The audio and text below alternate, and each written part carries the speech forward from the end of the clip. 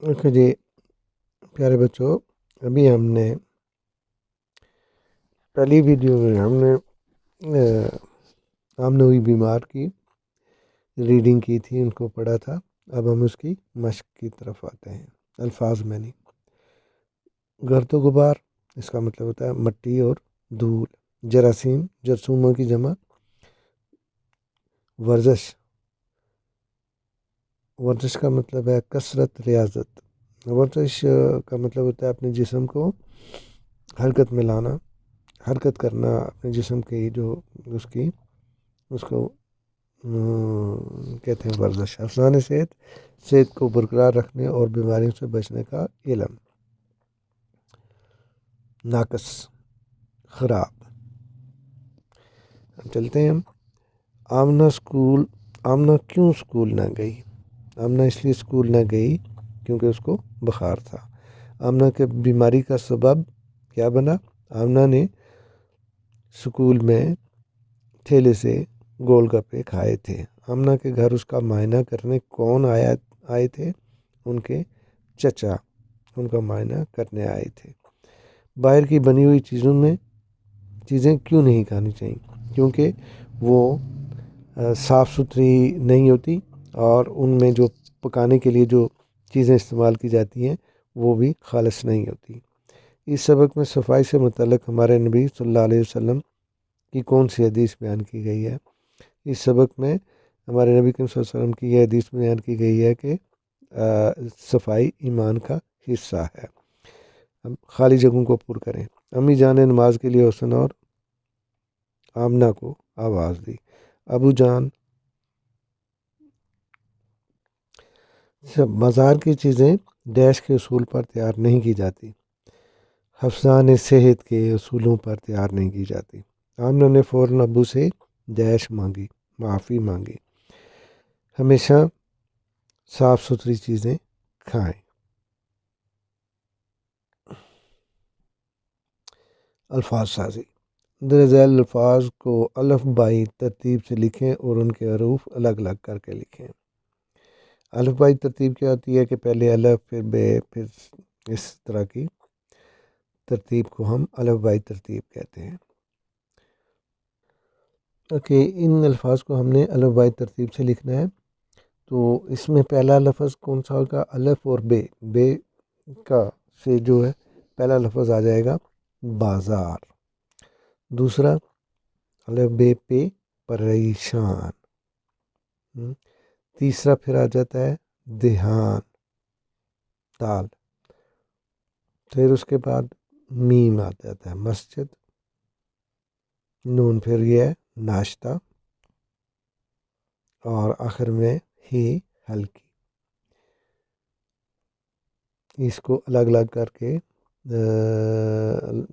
الف بائی ترتیب سے لکھیں اور ان کے حروف الگ الگ کر کے لکھیں۔ اوکے جی، یہ ہمارے الف بائی ترتیب ہے۔ پہلے بے آتا ہے بازار، بے الف با زے الف رے بازار۔ دوسرا پریشان، پریشان کے یہ ان کو الگ الگ کر کے لکھا گیا ہے۔ تیسرا ہے دھیان، تو یہ آ گیا دال ہے یہ الف نون۔ اور چوتھا ہے مسجد، میم سین مس جیم دال جد۔ پانچواں ہے ناشتہ، نون الف نا شین تے ہے تا۔ پانچواں ہے ہلکی، ہے لم حل کافیے کی ہلکی۔ تو یہ آپ کے الف بائی ترتیب میں یہ الفاظ آ گئے۔ تو یہ الفاظ ہیں جن کو ہم نے ہے سے آنکھوں والی ہے میں تبدیل کیا۔ جیسے یہ تھا مجھے، میم مجھے، جھاڑو جھاڑو، سیدھا سیدھا، اور اس طرح یہ سارے الفاظ ہم نے یہاں پہ وہ لکھ لیے۔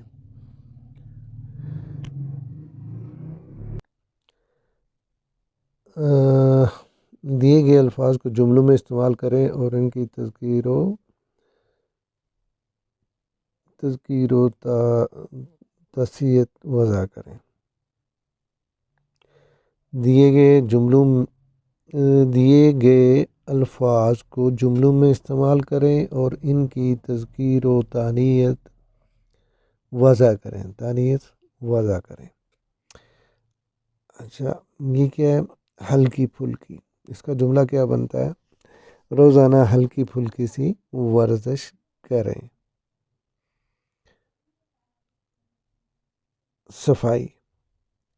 صفائی نصف ایمان ہے.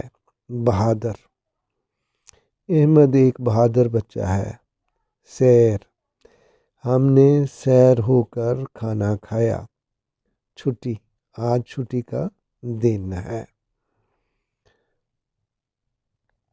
اب یہ جو کوشچن نمبر 6 ہے، اس میں نیچے دیے گئے ذخیرہ الفاظ میں سے واحد اور جمع الگ کریں اور نیچے دیے گئے کالم میں لکھیں. اب پہلا لفظ ہے وعدے. وعدے کا پہلا واحد کیا ہوتا ہے؟ وعدہ. تو ادھر آپ لکھیں گے وعدہ اور ادھر وعدے. اسی طرح قدم کا ہوتا ہے کیا؟ اقدام. اقدام کدھر ہے؟ یہ ہے قدم کا اقدام آ گیا. اس کے بعد آ گیا نظارہ. تو نظارہ کا جمع کیا ہوگا؟ واحد کیا ہوگا؟ نظارہ یہ ہے اور نظارے یہ ہے. تو یوں ہم دیکھتے ہیں کہ یہ واحد جمع کیسے بن گئے.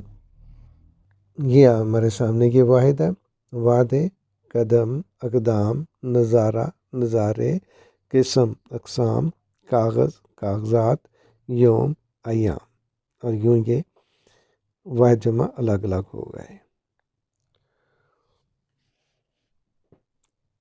اگلا ہے کہ درخواست کے لکھائی. اب یہ کیا ہے کہ درخواست کے لغوی معنی گزارش یا عرضی کے ہیں.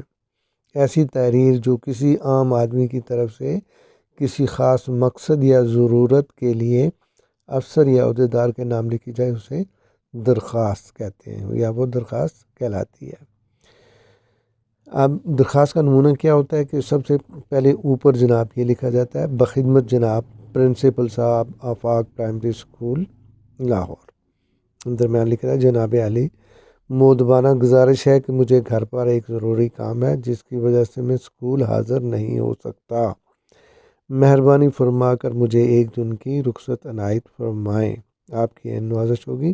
العارض یہ لکھنے والے کا نام ہے جس نے دیا ہے خلیل احمد، جماعت چہارم، رول نمبر یہ ہے. یہ تاریخ آ گئی 1 ستمبر کو یہ ہے.